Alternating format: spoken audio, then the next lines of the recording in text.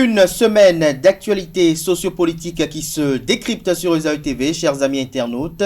Bonjour, bon réveil, bienvenue sur Info Hebdo de ce samedi pour lequel j'ai convié en plateau Alain Adiou. Il est ancien ministre, membre du bureau politique du parti politique Force Cori pour un Bénin émergent FCBE. Il sera face au socio-anthropologue analyste politique Georges Anagonu. Avec eux, chers amis internautes, nous essaierons de commenter les débats autour de la modification du code électoral et ses implications et enjeux politiques. Avant de retrouver mes invités pour le décryptage, chers amis internautes, je vous invite à suivre cette pub de l'École supérieure d'administration d'économie, de journalisme et des métiers de l'audiovisuel ESAE qui a ses campus dans les villes de Cotonou, d'Abomey-Calavi, de Parakou. Cette pub qui vous présente les filières disponibles et les réductions de scolarité pour la rentrée académique 2023-2024.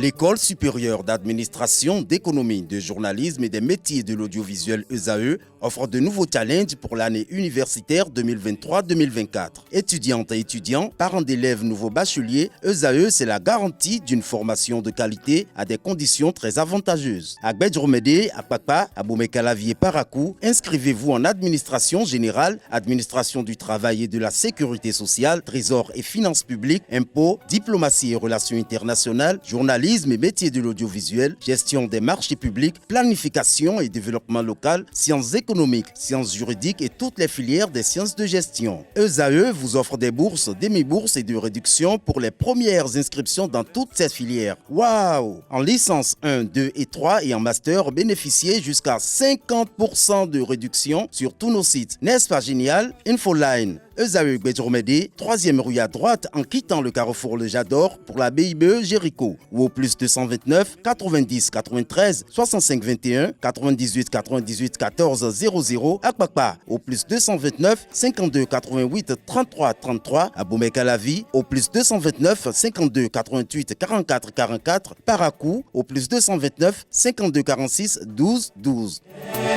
ESAE, l'excellence à un nom.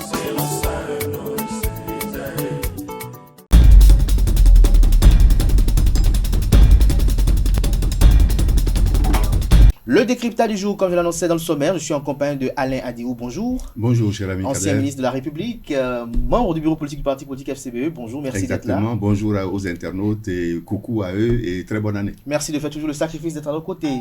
C'est Pareil moi aussi qui vous à remercie. vous, Georges Anagonu, merci d'être là. Bonjour Kader, bonjour à toute votre équipe, bonjour aux internautes qui nous regardent.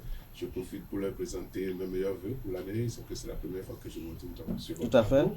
Et c'est la première fois que je me retrouve aussi en face du Monsieur le ministre. Monsieur le ministre, Bonjour bonnes et heureuse année à vous aussi. tout le monde. Et Merci je bien. souhaite que votre émission ait encore des parcours élogieux au cours de cette année 2000. Amen, merci beaucoup, Georges Anagonu, merci beaucoup. Alain Adiou, depuis quelques jours, tout au long de cette semaine, c'était sur toutes les lèvres, c'était objet de commentaires, d'analyse, la modification du code électoral. Dites-nous, en tant qu'acteur politique, est-ce que le débat mérite d'être mené? Oui, le débat mérite d'être mené. C'est un débat lassant, fatigant et on va encore le mener. Cet exercice va encore être fait. Mais à l'entame de cette émission, je voudrais, à titre personnel, inviter les dirigeants de notre pays à un peu plus de sérieux. Qu'ils vous souviennent que c'est seulement en 2019 que nous avons eu, de la part de la 8e législature, le code électoral dont certaines dispositions sont remises en cause. Ce code lui-même a été révisé. Enfin non, a été la révision d'un ancien code. Et cet ancien code, révision d'un autre ancien. Ainsi de suite. Ainsi de suite. Il faut quand même essayer d'actualiser les textes en fonction. Moi, j'ai été ministre sous le régime du président Mathieu Kérékou. Ça fait 18 ans que nous avons passé service. Et à ce moment-là, déjà, il était question de passer des lois électorales au code électoral. C'est plus sérieux. Et normalement, un code a une certaine durée de vie. Donc, quand on veut passer d'une loi électorale à un code, on s'assoit, toutes les composantes de la classe politique, et on rédige un document législatif d'intérêt général. Ok? Alors, ce n'est pas le cas. Nous observons que chaque fois que des élections arrivent, les dirigeants s'asseyent pour relire le code électoral. Oh, le code électoral, c'est l'ensemble des règles qui concourent aux élections. Alors si on doit changer ça à chaque moment du temps, c'est comme si il y a la CAN actuellement, n'est-ce pas? Chaque fois qu'il y a une CAN, mais les responsables se retrouvent pour réviser les règles. Les responsables se retrouvent pour réviser les règles. C'est pas bien. Est-ce a dit, avant de revenir à de venir à Jonathan, j'ai pas encore répondu à votre question. Hein. Oui, très rapidement dans la poursuite de votre analyse. Oui. Est-ce a dit que vous craignez une révision opportuniste à chaque fois du code électoral? Toutes les révisions sont des révisions opportunistes. Parce que 2019, on ne s'est pas assis, toute la classe politique qui est concernée par ça ne s'est pas retrouvée quelque part pour réfléchir, pour dire on fait quoi. C'est seulement les deux partis politiques qui partagent la responsabilité de l'exécutif avec le chef de l'État qui se sont retrouvés à l'Assemblée nationale. Parce que c'est cela que nous avons eu en 2019. Ils se sont retrouvés entre eux et ils ont taillé sur mesure. C'est ça qu'il faut regretter. Et je fais une petite parenthèse. Ils n'ont pas seulement traité le code électoral, ils ont travaillé aussi la Constitution. Mais comme quelqu'un l'a dit, un sachant, un technicien rompu en matière constitutionnelle l'a dit, et je le soutiens, je suis d'accord avec lui. Vous parlez de qui là? De deux personnes, hein, parce que je n'ai pas reçu l'autorisation pour... voilà. Mais c'est quand même pas bien quand un président de la République est élu, il est élu sur la base des règles du jeu. Les règles du jeu ici, c'est la Constitution. Quelqu'un a dit, ça c'est un autre, qui a dit, normalement, comme ça se passe ailleurs, et là aussi je le soutiens, si un président de la République est élu, qu'il ne prenne pas fonction tout de suite, qu'il prenne fonction 2 mois, 3 mois peut-être après. Et pendant ce temps, il se met à l'école des textes qui régissent le pays, les règles qui vont gouverner à sa propre action politique. C'est peut-être pas à négliger cette idée-là. Donc, si on avait écouté les sachants, le chef de l'État actuel n'aurait pas mis la constitution du Bénin à son image, à sa volonté. C'est la constitution qui s'impose à lui. C'est pour ça que quand j'en parle, je parle de viol de la constitution, viol des règles du jeu. Mais revenons à votre préoccupation première. Nous allons à nouveau, ce n'est pas parce que la Cour constitutionnelle a intimé l'ordre à l'Assemblée nationale de le faire, c'est parce que cela devait se faire. Quand on lit le code électoral, quand on applique le code électoral, on constate qu'il y a des biais graves. Et des insuffisances. Et des insuffisances graves. Et c'est tant pis ou tant mieux, ça dépend du camp dans lequel on se situe, je vais finir par cela. En 2019, certains partis politiques de FCBE ont crié, qui ont dit non, c'est pas bien. Mais on va éprouver. On va éprouver ça parce qu'on est républicain. Mais aujourd'hui, tout le monde constate que la Cour qui a présidé celle-ci a validé. Et nous y voilà. Alors lorsque je retourne vers vous, Georges Anagonu, tout à l'heure, votre vis-à-vis dénonçait une révision opportuniste du code électoral. Est-ce que vous partagez cet avis? Oui, à voir ce qui se passe aujourd'hui, avec tous les commentaires, tous les remous à gauche et à droite, on peut être d'accord avec le ministre. Mais ce que moi je voudrais, c'est que nous sommes un pays qui a de la mémoire, qui a de l'histoire. Il ne faut pas aller très vite. Il ne faut pas l'oublier, balayer ça de... Parce que si on fait ça, à chaque fois les gens font des fautes et ils vont se dire, quelques temps après, le peuple oublie et on passe à autre chose. Qu'est-ce qui nous a conduit là? C'est ça que le procès dit. Vous vous rappelez que les gens disaient une constitution votée nuitamment. Il y en a qui disaient ça. Qui disaient, ils se sont entendus entre eux et dans la précipitation, ils ont voté la constitution nuitamment. Aujourd'hui, si nous avons des problèmes avec le code électoral et avec la constitution en même temps, c'est les deux. Il faudrait que ceux qui ont posé cet acte-là assument. Où est-ce qu'ils sont aujourd'hui? Pourquoi ils ne montent pas au créneau? Est-ce qu'ils ont fait un travail bâclé? On n'a pas le droit de faire un travail bâclé sur la constitution, qui est l'ossature, qui est notre âme dans la République. Quelqu'un disait, c'est sur ça que nous nous sommes entendus. Donc, regardez alors la constitution de 1990. Ça a résisté pendant 30 ans. Pendant 30 ans. Ça veut dire que quand vous voulez faire quelque chose, il faut faire pour que ça puisse durer dans le temps. Est-ce que ça a résisté ou bien les gens avaient une aversion quant à la modification de cette constitution? Vous savez, la dernière fois, c'est vous qui avez interrogé et je ne sais pas si c'est le professeur Robert Dosso, si c'est le gouverneur, notre constitution, nous avons quelque chose de psychologique autour. Nous sommes attachés à cela. Et même un de vos anciens, je pense qu'il y avait M. Zoro qui disait qu'on ne peut pas se mettre comme ça à modifier la constitution. Il a dit, pour dire, nous sommes attachés à cela. Pourquoi? Parce que nous avons traversé un long moment de dictature. Et c'est suite à ça que nous avons accouché. Donc, chacun psychologiquement était attaché à ça. Et là, il y avait aussi que personne ne faisait confiance à l'autre. Et on peut se demander aujourd'hui, est-ce que les gens, les acteurs, n'avaient pas raison de ne pas faire confiance à l'autre? Et ça revient à ce que le ministre disait tout à l'heure pour dire, si on doit y arriver alors, il faut s'asseoir tout le monde, la classe politique, ou il faut aller à un référendum. C'est cela. Parce que ce qu'on a fait seulement en 2019, moi, pour passer que les gens parlaient de l'ordre d'amnistie, et puis on a dit non, parce que ceux qui ont combattu pour dire cette révision-là, elle n'est pas bonne. Cette révision, par exemple, qui faisait que 5 ans n'était plus 5 ans. Ceux qui ont dit 5 ans, c'est 5 ans. Ils menaient une revendication politique, peut-être d'une manière, une mauvaise manière, mais ils menaient une revendication politique. Et des gens aujourd'hui sont en prison pour cela. Non, les gens sont en prison pour cela. Et si aujourd'hui nous sommes en train de constater effectivement qu'il y avait des erreurs, alors c'est sur ces erreurs-là que cela et cela, ils dénonçaient dans le temps. Donc si nous nous asseyons aujourd'hui pour dire que, donc ce qu'ils disaient là, c'était vrai, il faut qu'on corrige, c'est qu'il faut qu'on pense à eux. Non, voilà, est-ce que c'était la même revendication aujourd'hui dont fait cas aujourd'hui dans le code électoral? C'est parce qu'on a introduit ces genres de modifications dans le code électoral, dans la Constitution. C'est ça qui a fait que c'est ça que les... Et il le dit, le ministre dit, FCB aussi, de toute façon, tout étendant de l'opposition dénonçait cela. Ce que je voudrais dire, c'est quoi? Ne pesons pas les choses de façon conjoncturelle. Surtout lorsqu'il s'agit de notre Constitution. Nous devons avoir la tête reposée. Décider cela. Parce que même quand on est député élu de la nation, on est payé par la nation pour faire un travail. Aujourd'hui, on peut dire que le travail, comme le maître, les professeurs, mal fait, ou bien mal dit, de répondre. Si vous avez mal fait, alors je ne sais pas, je ne vous donne pas 10 dans le temps. Mais c'est ce travail qui nous conduit là aujourd'hui. C'est pourquoi je dis, ceux qui étaient accrochés, vous dites, ne modifions pas la condition de cette manière-là. Ils ont raison aujourd'hui.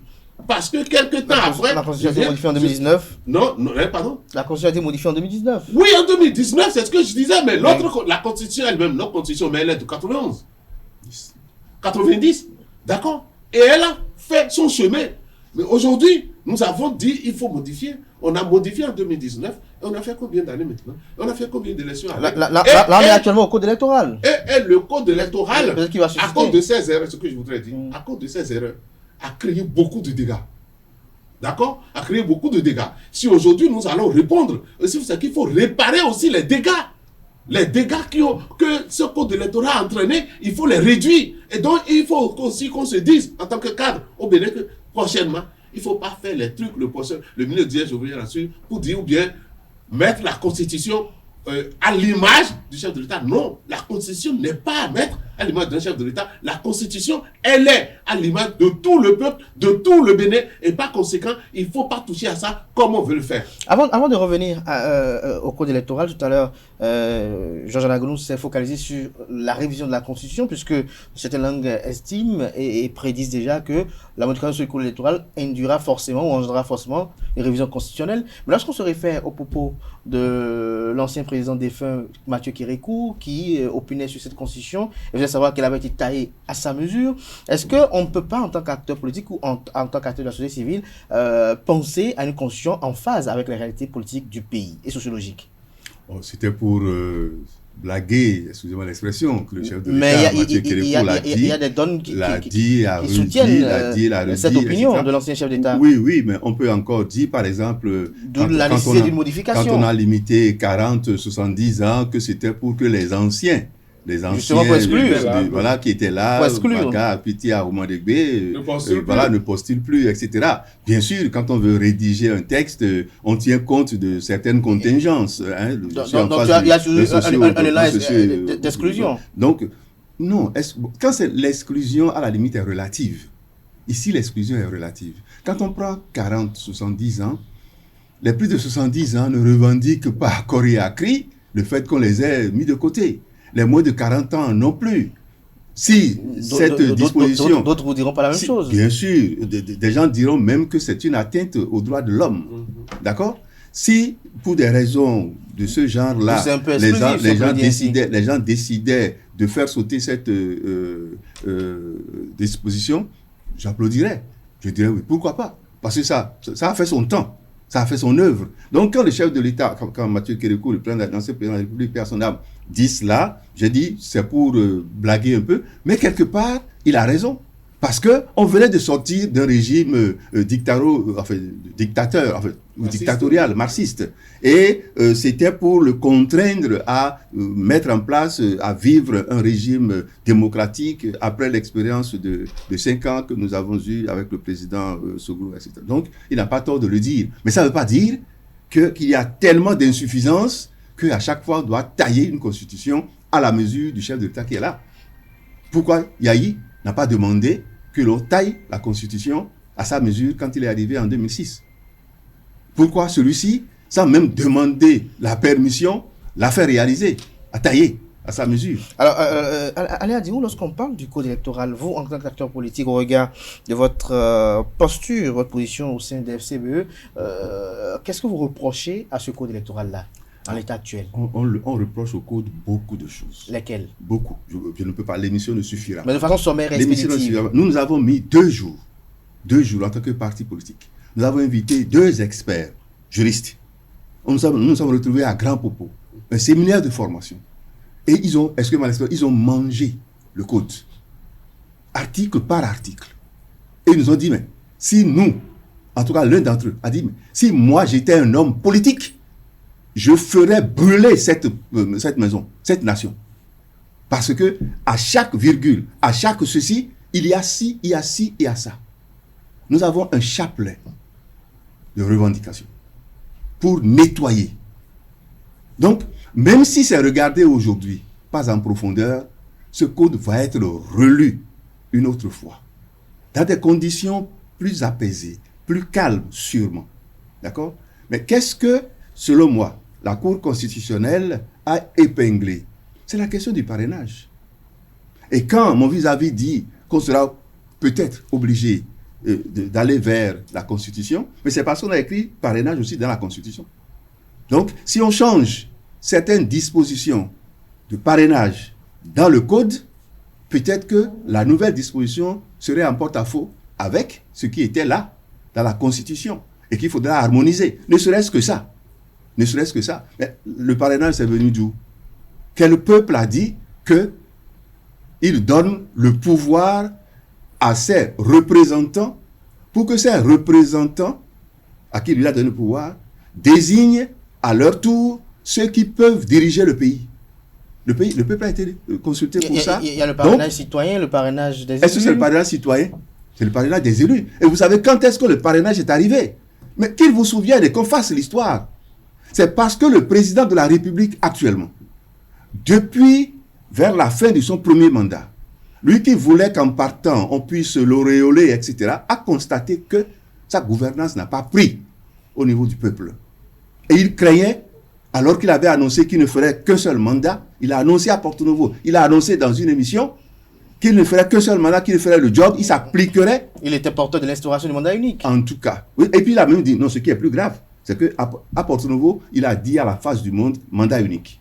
Et après, pour se rattraper un peu, le mandat unique n'a pas été voté par les parlementaires. Mais il s'est dit, et il nous a dit, il s'est laissé recevoir par des journalistes, et il a dit, même si le Parlement ne votait pas le mandat unique, qu'il s'allait se l'appliquer pour montrer qu'on peut faire le job en 5 ans. Il était au début de son mandat présidentiel. Non, il était vers la fin du premier mandat. Mais alors, je vous disais quoi? Qu'on n'oublie pas. En 2021, à l'approche de la présidentielle, le chef de l'État savait que si on ne continuait pas à exclure, ce ne serait pas facile pour lui. Si les élections étaient libres, transparentes et crédibles, ce ne serait pas facile. Donc il fallait trouver des arguties pour.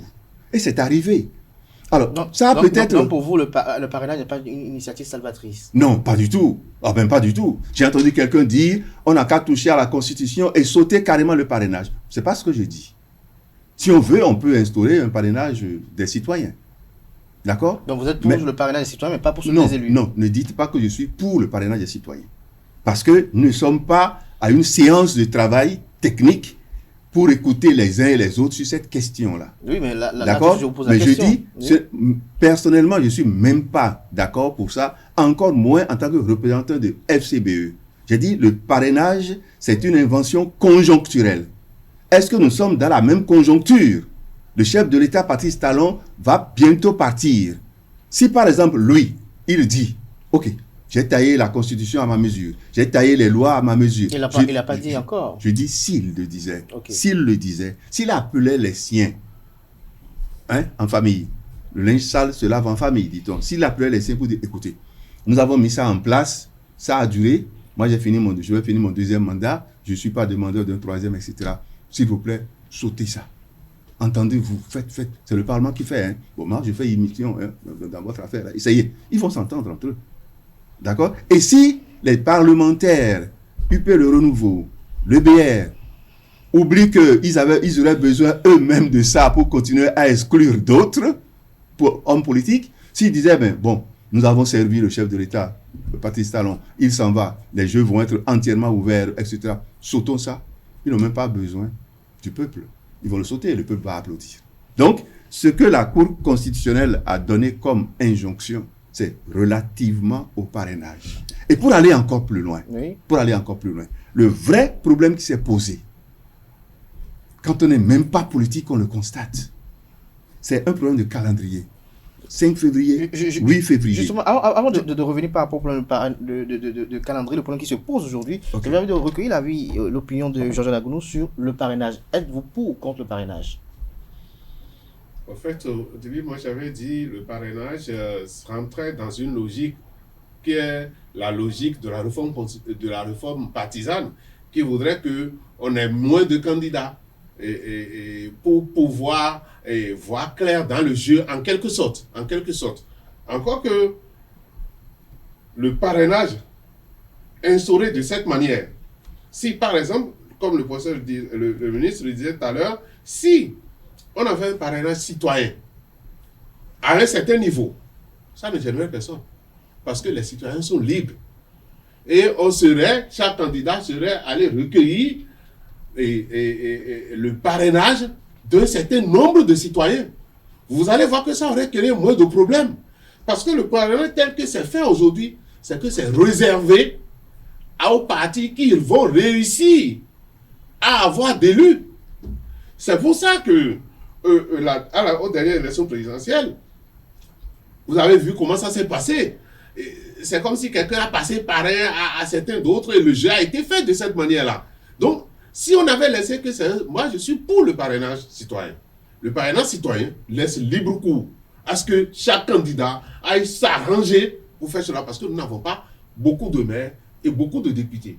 Et regardez même un dossier, ce qui était en train de sortir, je ne sais pas si ça va venir, que les gens commençaient par dire, désormais, ce sont les chefs de parti qui seront signataires de parrainage. Ça, co-signataire. C'est co-signataire. Co-signataire de parrainage. Rappelez-vous l'épisode Souris dans ce pays-là. Ça avait montré que les gens, les députés qui ont reçu mandat du peuple et qui peuvent parrainer, beaucoup avaient envie de faire autre chose, mais n'ont pas pu. D'accord? Cela veut dire que la démocratie ne se joue pas jusqu'à ce niveau-là. Si nous voulons, laissons jouer la démocratie et même l'actuel tel que le parrainage est actuellement. Si on laisse jouer la démocratie, qui a peur de la démocratie? Laissons jouer la démocratie, ça dit quoi? Laissons la liberté aux élus du peuple de pouvoir parrainer qu'ils veulent. Ça va présenter une face autre que ce que nous avons aujourd'hui, qui est que on a envie de dire, bon, on exclut les autres, parce que rappelez-vous la dernière fois, ceux à qui on a donné un peu, ça c'est le groupe de quelqu'un que vous connaissez, ils ont pu à deux, et après... vous parlez de FCBE? Non, non, je pense que c'est Agossa. C'est le couple de Agossa, où l'autre a dit après le mariage, j'ai découvert le marié le jour de. Enfin, des trucs comme ça. Vous voyez ce que je veux dire? Quand on pose ces gens de pas, on va toujours imaginer que nous avons créé quelque chose pour exclure les gens. C'est vrai que chaque fois dans une société qu'on fixe des règles, c'est toujours au fait pour exclure des gens. Quand on fixe des règles dans une société, mais on laisse une certaine liberté aux gens pour dire, si vous vous battez. Avez-vous une idée de ce que l'on voudrait probablement exclure cette fois-ci? Ah non, je ne peux pas savoir. Mais non, ce que je veux, ce qu'on veut. Et vous savez, je retiens une phrase, selon le point qui a été fait par les démocrates, lorsqu'ils ont été retenus par le chef de l'État, et que le chef de l'État a dit, je voudrais, en partant, laisser le pays dans la paix, tel qu'il était avant que je ne prenne le pouvoir en 2016. Ça veut dire beaucoup de choses. Et moi, je voudrais que désormais la classe politique prenne comme point de mire cette phrase du chef de l'État. Parce que si on prend pour point de mire cette phrase du chef de l'État, c'est que chaque parti doit savoir alors qu'est-ce qu'il faut faire pour en arriver là. Cela veut dire que tout ce qu'on a eu à faire, la modification de la... Ça dit, ce que je disais, et je peux le redire encore, j'ai dit, l'acte de 2019 a montré que notre constitution, elle est modifiable. Parce que pendant longtemps, on n'a pas pu le faire. C'était comme, non, une constitution est modifiable. Mais encore qu'il faut poser des pas qui peuvent durer dans le temps. Retenons aujourd'hui que la modification qui a été faite en 2019, elle est une mauvaise modification. Elle n'a rien apporté de plus, je pense qu'elle a créé plus de problèmes. Non, elle a posé plus de problèmes qu'elle n'en avait résolu. C'est votre opinion, Jean-Jean Agonou. Je me retourne vers Alain Aldiou. Tout à l'heure, vous étiez en train de parler du problème qui se pose aujourd'hui. Le parrainage. Oui, le problème qui se pose, et mon vis-à-vis là a commencé à en parler. Oui. Si c'était un parrainage citoyen, ça passerait plus facilement. Mais ce n'est pas ça que nous avons. Voilà un pays dans lequel nous sommes. Nous avons des citoyens qui confèrent le pouvoir à des gens, à ses représentants. Le peuple qui désigne des représentants. Nous aurions pu, à la conférence nationale, nous aurions pu mettre en place une démocratie participative. Elle est plus exigeante. Elle demande la formation des citoyens. On n'en était pas encore là, il y a 30 ans, 30 et quelques années. Donc, on est passé par une démocratie représentative, mais avec une base de valeurs très importante, le consensus. Je passe là-dessus. Donc, nous avons des citoyens, nous avons un peuple qui confère son pouvoir à quelques élus. Et ce que le chef de l'État avec les siens ont mis en place en 2019, c'est ces élus-là, représentant le peuple, vont parrainer les candidats. Ça a été très difficile à digérer. C'est encore très difficile.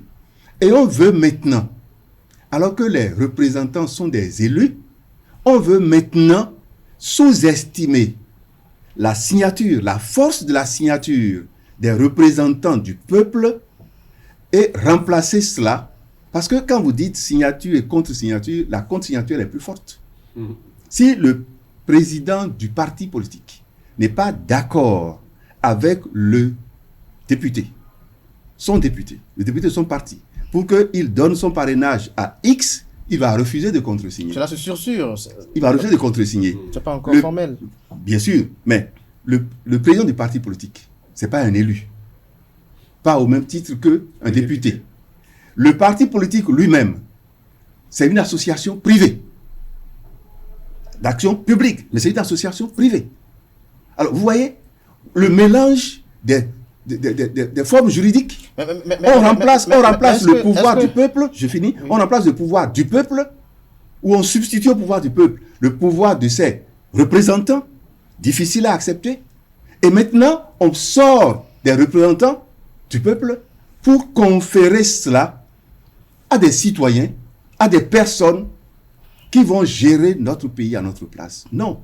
Ça ne s'entend Est-ce que c'est pas. pas dans l'esprit- C'est pas est-ce que bien. c'est pas dans l'esprit de la réforme du système Ça partisan? déshonore Est-ce que c'est pas- l'intelligence c'est pas du pour Béninois renforcer à l'étranger. les, Votre question. les bases de la Ah réforme bon? du système. Est-ce que c'est pas pour solidifier les bases de la réforme du système partisan dont vous êtes probablement approbateur? Cette réforme du système partisan qui vise quand même à ce que ce soit les partis politiques qui dirigent le pays, que ce soit les partis politiques qui désormais puissent avoir des élus issus de leur rang. Nous sommes dans une situation, dans un contexte actuellement qui montre bien que les partis politiques qui sont au Parlement le sont après des exclusions.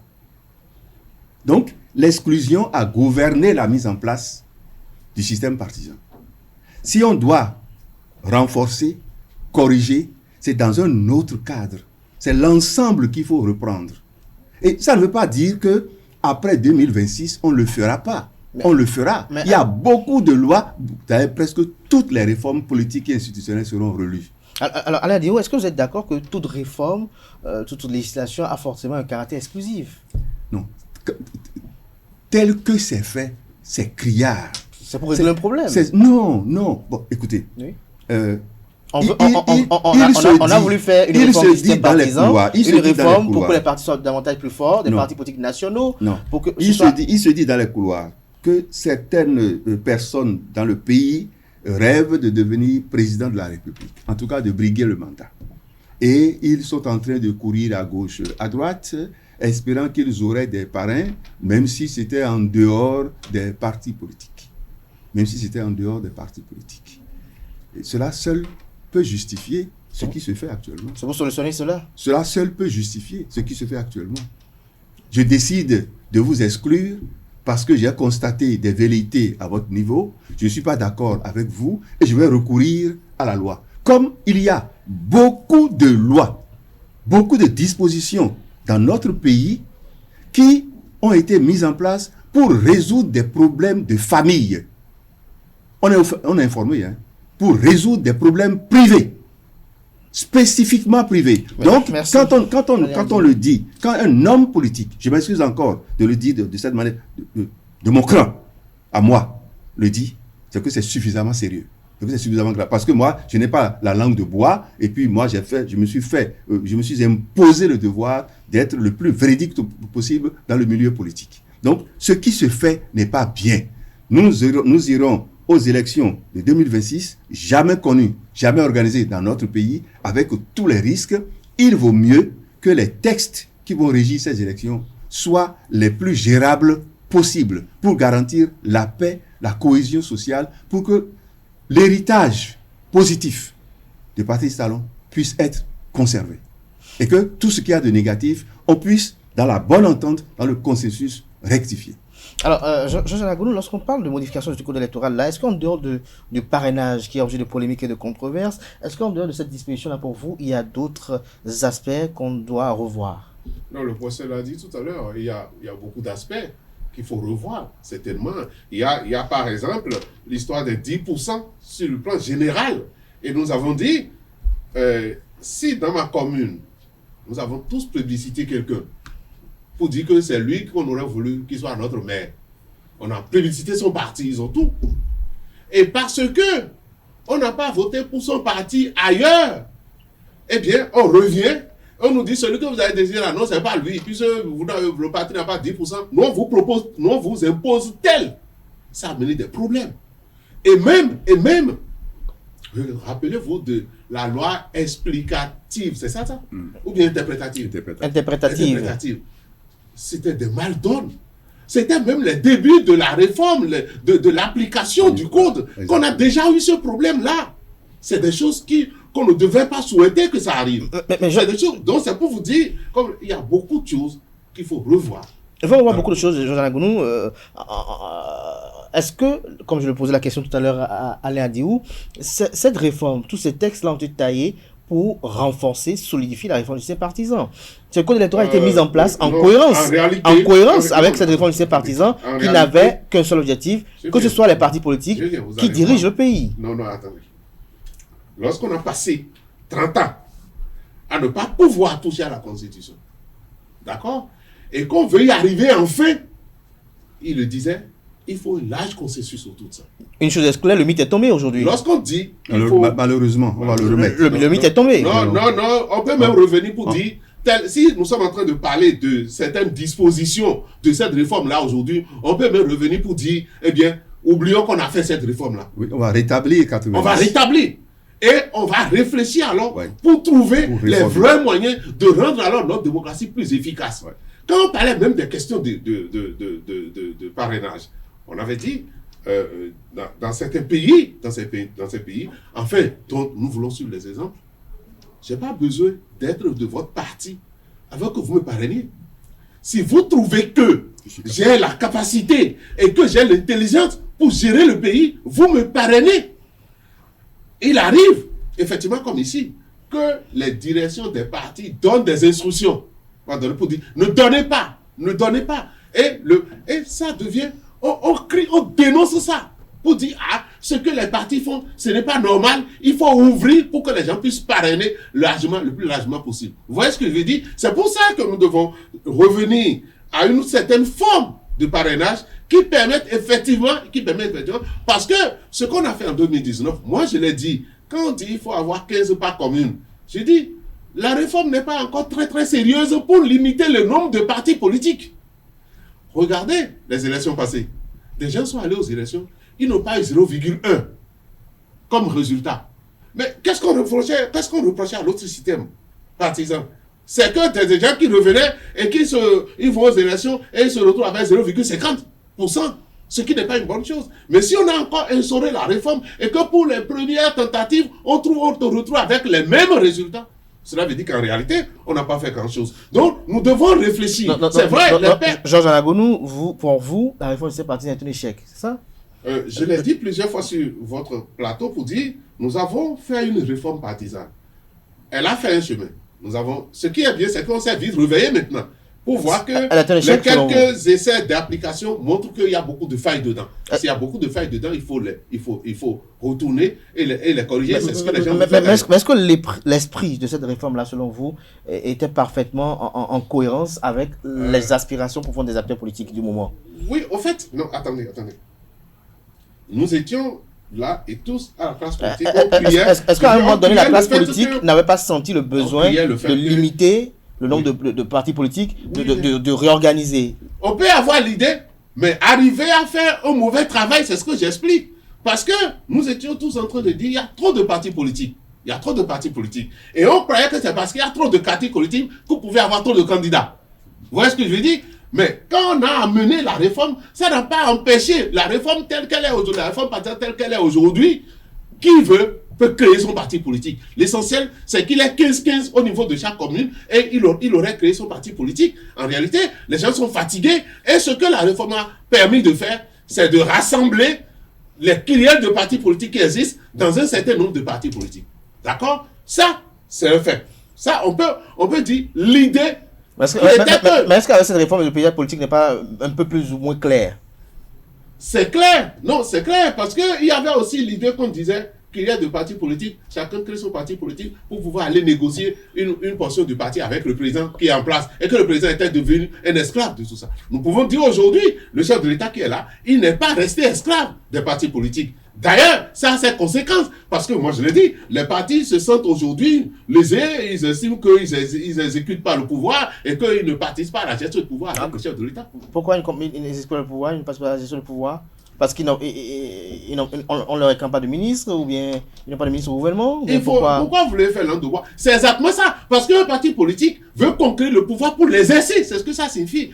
Et donc, un chef d'État aujourd'hui, aucun chef d'État aujourd'hui ne peut faire sans les partis politiques. Ce n'est plus possible. Et donc, s'il veut faire avec les partis politiques, ça veut dire que c'est une négociation qui est entre eux. Cette négociation-là va jusqu'à la gestion du pouvoir entre eux. Alors, quand il devient Patrice Talon ne gère pas avec l'UP et le BR? Pardon? Patrice Talon ne gère pas avec l'UP et le BR? Vous allez appeler la direction des partis politiques et leur poser la question. Peut-être que vous êtes membre de partis politiques. Non, moi je fais juste une analyse et je trouve que les partis politiques estiment que... ils vous l'ont dit. Quelqu'un a même fait une analyse... Ou bien vous vous êtes dit au sein des partis politiques. Non, quelqu'un a fait une analyse sur votre plateau ici pour dire que... Non, c'est pas moi ça. Vous voulez qu'on aille plus loin? Il y a un député qui est sorti dans ce pays pour dire que pour ce qui concerne la gestion des cadres du pays, que pendant le système partisan, qu'on n'a pas su bien positionner les cadres du pays des cadres du parti. Vous comprenez ce que ça veut dire? Donc ce n'est pas moi qui le dis, c'est même les acteurs même qui constatent qu'en réalité, ils n'ont pas de pouvoir de positionner. Moi, au plus bas niveau où je suis, mais quand on rencontre nos responsables, parti politique, pour leur dire, depuis qu'on est là, vous avez pu placer qui? C'est ça on dit. On l'a compris.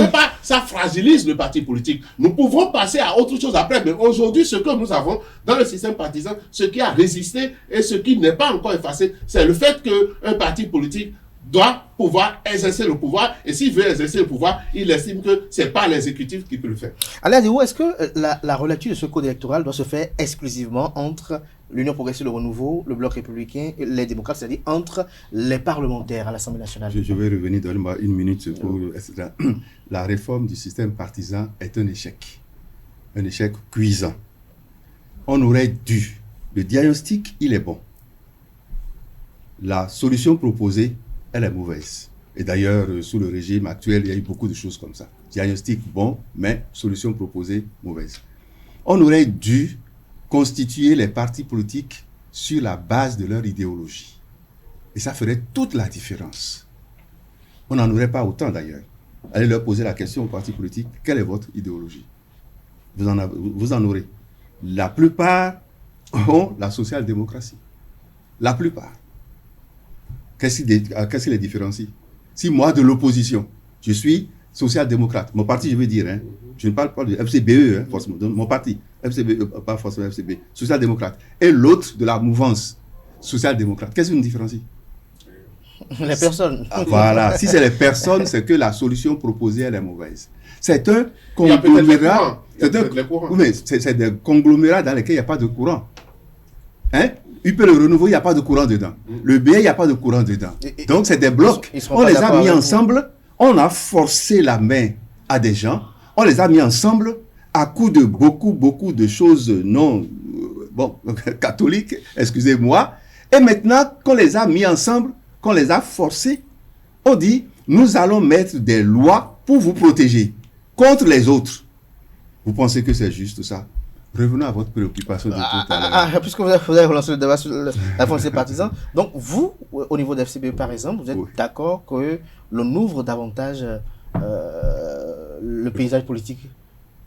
Que vous appelez le paysage politique ici? Qu'on réforme davantage le système partisan.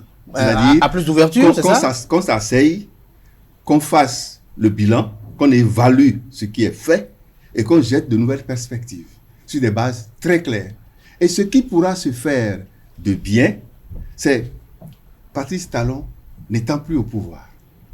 Parce qu'aujourd'hui, Patrice Talon, ce n'est pas seulement le chef de l'exécutif, ce n'est pas seulement le chef de la mouvance, c'est aussi la main invisible derrière les partis politiques de la mouvance.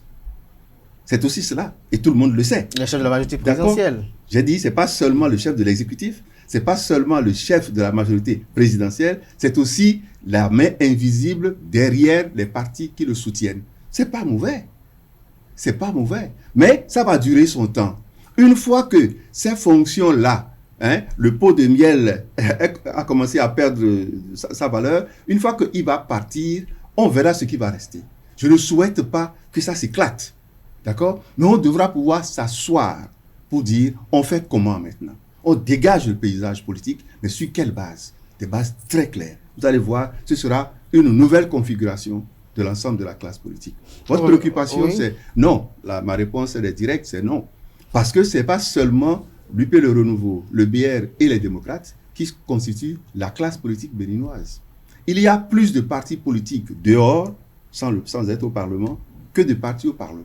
Et le sujet qui nous intéresse, c'est un sujet grave.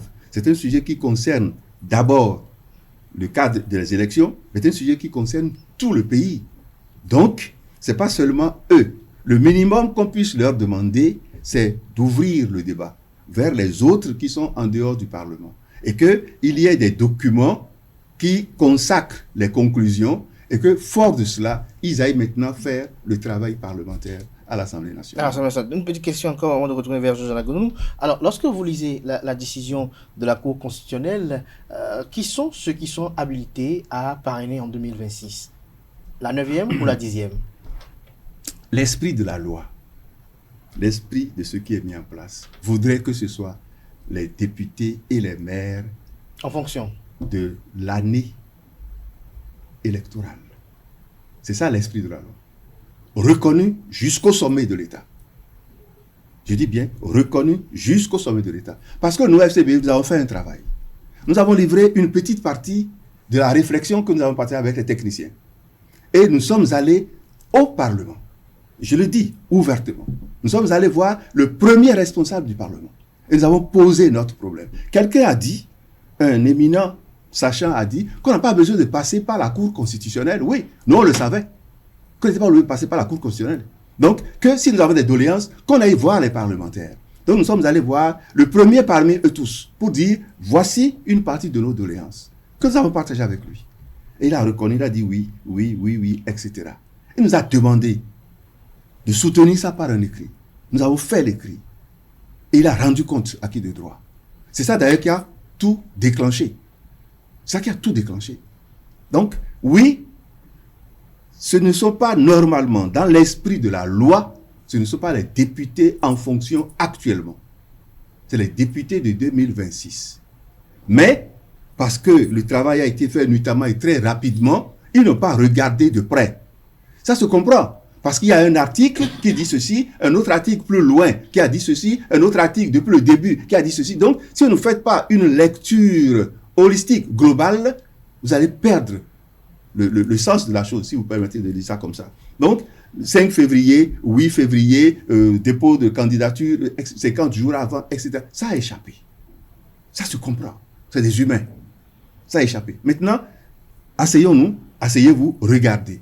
Et là où nous avons commencé à ne plus être très d'accord, tous les trois qui sont là-bas, excepté les démocrates, disent, même si c'est les députés ou les maires de 2026, nous allons à nouveau compétir. Nous allons à nouveau nous battre pour obtenir les résultats. C'est le peuple qui va trancher. Mais les autres amis de la mouvance disent, mais qu'est-ce qui nous garantit que si nous recommençons les élections, nous aurons la même possibilité de parrainage? C'est-à-dire, nous aurons le même nombre d'élus. C'est légitime. Et parce qu'ils ne sont pas sûrs d'avoir 53 pour l'un, 28 pour l'autre, au partage final, donc 81, avec possibilité de diviser 81 par 19 ou par 20 pour avoir le nombre de parrainages possible, donc le nombre de candidats soutenables possible, ils disent, mais nous allons perdre si nous soutenons que c'est les députés et les maires de 2026. Mais c'est ça le cœur du sujet. Donc, nous allons tout faire pour maintenir ceux qui sont actuellement en fonction. Et la Cour constitutionnelle, puisqu'on a dit que c'est un citoyen qui a écrit, eh bien le citoyen a écrit, et peut-être aller dans ce sens-là, j'en sais rien, mais la Cour constitutionnelle a déjà indiqué la voie. Elle a indiqué quoi? Elle a indiqué que ce sont les députés actuels, que ce sont les maires actuellement en fonction. 2023. Ce qui est déjà une entorse. Vous voyez bien. Donc, c'est encore de l'exclusion. C'est encore du non-sérieux. C'est encore du non-sérieux. C'est pas bien. Je finis là. C'est pas bien. Mais l'un dans l'autre, des dispositions de la loi seront forcément relues. Même si ce sont les députés de 2023, avec les maires actuels, ou peut-être les maires de 2026, parce que le calendrier leur permettrait, j'en sais rien. Dans tous les cas, c'est des citoyens. Qu'on ne torde pas à nouveau le cou au parrainage, un peu comme on a dénoncé dans l'une de nos interventions, tous les deux, qu'on ne torde pas à nouveau le cou au parrainage pour donner le pouvoir du parrainage aux partis politiques, en priorité avec les élus en sous-main. Ce ne sera pas bien. Ce que je veux dire, pour terminer sur ce sujet-là, si jamais l'occasion que la Cour constitutionnelle a donnée n'est pas saisie par les députés pour le compte de la classe politique, et peut-être même toute la société civile, etc., si l'occasion-là n'est pas saisie, nous ne préparerons pas dans la quiétude les élections de 2026. Et ce sera dommage. Ce sera dommage. Merci à vous, Alain Adéou. Jean-Alain Gonou, un commentaire de fin, puisque nous sommes pratiquement à la fin de cet entretien. Nous sommes entrés dans une situation où on est en train de chercher à régler les problèmes. La Cour constitutionnelle a fait sa part en donnant les orientations qu'il faut pour que les parlementaires puissent corriger ce qui a corrigé, parce qu'effectivement, c'est des questions de calendrier et de date pour savoir que, finalement qui est-ce qui est bien dedans. Est-ce que ce sont ceux qui seront élus en 2026 qui seront là, parce que la difficulté aussi, elle est là pour dire, nous sommes élus, Mais en réalité, ceux qui veulent se faire entendre là, ce n'est pas nous, mais c'est ceux qui étaient déjà élus et qui ne sont plus élus maintenant. C'est ça la difficulté. Donc, il faut s'asseoir pour trouver les bonnes solutions. Et moi, je pense que la démarche du chef de l'État, qui est de rencontrer les 3 groupes parlementaires pour leur demander quelle est votre intention, mais voilà ce que moi je propose. Ce qui serait bien, c'est que les démocrates aillent vite. Peut-être qu'ils n'ont pas aussi fait un travail comme les gens de l'OCDE l'ont fait. Il faut qu'ils fassent vite ce travail-là et qu'ils déposent sur la table leurs propositions par rapport à ce qui se passe. S'ils rejettent les 2 positions que le chef d'État a eu à leur faire et que ça ne les arrange pas, ils n'ont qu'à le dire. Mais à chaque fois, il faudrait que les citoyens béninois, les béninois, les intellectuels béninois, les cadres politiques arrivent à placer devant leur intérêt personnel, l'intérêt du peuple. Si on avait placé ça de cette manière en 2019, on ne serait pas revenu pour dire, après 2 élections, non, c'est caduc et tout. Même pas, comme je le disais, c'est pas après 2 élections. Après la première élection des députés en 2019 ou bien en 2020, je ne sais plus, on avait déjà vu la carence parce qu'on a été obligé d'aller rattraper au Parlement. Non, quand on veut faire quelque chose, il y a de telles personnes. Vous savez, lorsque les cadres de ce pays, certains prennent la parole, je dis, le pays doit être fier. Le pays bénéficie des investissements qu'il a eu à faire sur chacun de nous pour être ce que nous sommes aujourd'hui. Et c'est ça, les interventions de ces dernières années de certains vétérans, si je peux les appeler comme ça, certains pères de la Constitution, devaient venir nous éclairer pour dire, là, on va là. Travaillons pour le peuple. J'ai entendu quelque chose, et je peux peut-être dire ça pour finir. Le professeur Orolo disait que en 2011, c'est en 2011 qu'on a voté la Constitution. Il dit ce que le Conseil constitutionnel avait proposé, avait prévu, le comité avait prévu. Quand ils sont partis sur le terrain, ils sont revenus, ils ont eu à modifier beaucoup de parties parce que ça n'a pas reçu l'assentiment des peuples. Donc nous devons essayer à chaque fois de réfléchir à la survie de notre nation, au peuple, pour ne pas se servir, pour ne pas penser à moi seul. On dirait que on avait trop quelque chose en mire, qu'on regardait en point de mire en 2019, et que rien que pour ça, de façon conjoncturelle, on a modifié la Constitution et on a écrit le code électoral. On devait dire alors, plus jamais ça, il ne faut plus que ça revienne de cette manière. Merci à vous, Georges Anagounou. Je rappelle que vous êtes socio-anthropologue, analyste politique. Merci pour vos analyses de ce matin. Merci également au ministre Alain Adiou. Merci également aux membres du bureau politique du parti FCBE. J'espère que vous serez disponible la semaine prochaine à nouveau. Merci à vous, chers invités, chers amis internautes. Ainsi prend fin Info Hebdo de ce samedi. Merci pour l'attention, merci pour la fidélité. On se retrouve demain dimanche avec l'invité pour lequel je reçois pour vous le professeur Victor Prudent Tokpan.